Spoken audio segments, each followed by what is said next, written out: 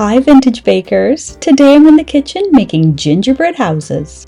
A delicious gingerbread house, perfect for decorating. Plus, this recipe requires no special equipment. And the perfect icing to hold it all together.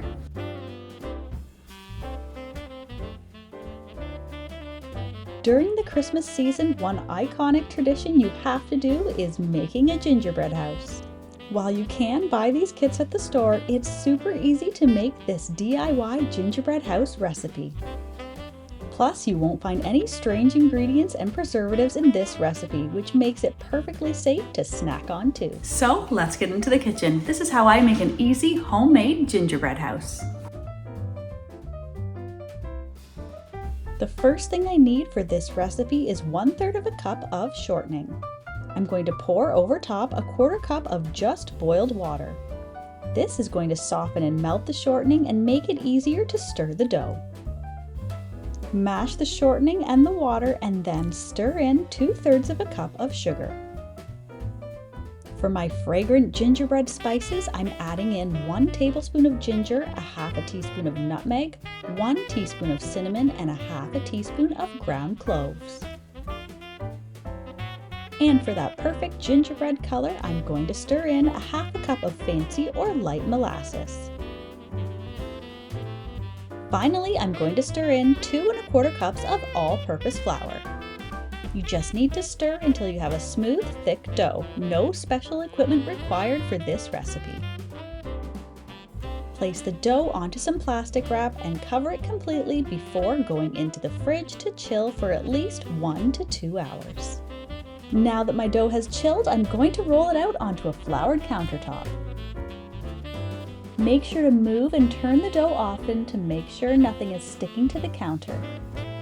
This is a great project to get the kids involved in because you can mix the dough with just a wooden spoon and the dough is soft enough that it rolls out pretty easily. To make these easy gingerbread houses, all you need is a square. You can make large or small gingerbread houses depending on what size square you choose. For us, this recipe made about 3 medium-sized gingerbread houses, with enough left over to cut out some gingerbread people and some trees to decorate our gingerbread village. I happen to have a relatively small cake pan that's a perfect square, but use whatever square you have, or just cut out a square piece of cardboard as a template. For one gingerbread house, you need to cut out 6 squares. 1 for the base, 2 for the roof, 1 cut in half for each side of the house, and a square for both front and back. For those 2, remove the 2 top corners, which will end up making the chimney for the house. If you want a template or further instructions, I'll leave a link in the description box. You can use a little cookie cutter or a knife to cut out doors and windows if you like. I'm going to place the dough cutouts on a lined baking sheet and place it in the freezer for about 15 minutes. This will ensure the cookies have very little spread when they hit the heat of the oven. Then they're ready to get popped into my preheated 350 degrees Fahrenheit or 180 degrees Celsius oven for 9 to 12 minutes, depending on the size of your cookies. Allow the cookies to cool for 10 minutes on the tray before moving them to a wire rack to cool completely before assembling the houses. I find the best icing to quickly and easily hold the houses together is royal icing. This is the type of icing that's smooth and creamy at the beginning but dries hard, as you can see here with this tree. To make this easy royal icing, I only need 3 ingredients. To a large bowl, add 2 pounds or 900 grams of icing sugar along with 5 tablespoons of meringue powder. Mix this together and then, with the mixer still running on low, pour in 2/3 cup of warm water. Once all the powder is incorporated, I'm going to turn the mixer up to medium speed and beat for about 4 minutes or until the icing is light, fluffy, and holds a stiff peak. This icing is the perfect consistency to use as glue to construct the gingerbread houses. It should be thick and strong enough that it will glue and hold the houses together pretty quickly. If you want to color the icing for decorating, separate it out into little bowls first and mix in the food coloring. You can thin the icing for decorating with a small amount of water. A little goes a long way when it comes to adding water to this icing. I can't give you an exact measurement for the water, but just mix a teaspoon at a time until you have your desired thickness for the icing. It should be about the consistency of mayonnaise. Place each color into a piping bag or a sealable sandwich bag and snip a tiny hole in the corner. If you're planning on doing a very intricately decorated gingerbread house, you may want to decorate all the cookies first. The sides of the house are much easier to decorate flat than standing vertically. However, if you're decorating your house with children or hosting a gingerbread house decorating party, then assembling the house beforehand is the easiest.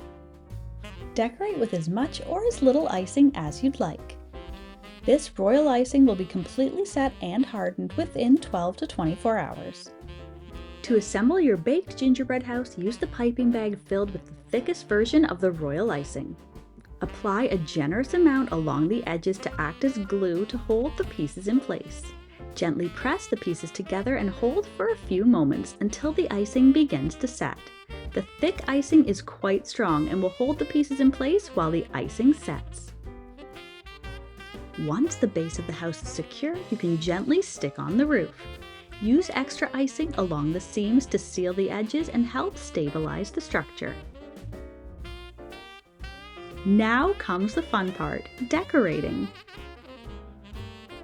Set up your decorating table and let everyone's creativity shine. Decorate with colorful icing, place candy cane accents, and add gumdrops to your gingerbread masterpiece. A generous dusting of powdered sugar will make a snowy effect, or add sprinkles and mini marshmallows for a whimsical wintry scene. After 12 to 24 hours, the gingerbread house will be completely set and can be moved to display as a fun and festive Christmas centerpiece. Or even create a dreamy gingerbread Christmas village, where you can add decorated cookie trees and even gingerbread people. This is a fun and festive Christmas tradition that will bring the whole family to the table. Enjoy! Happy holidays!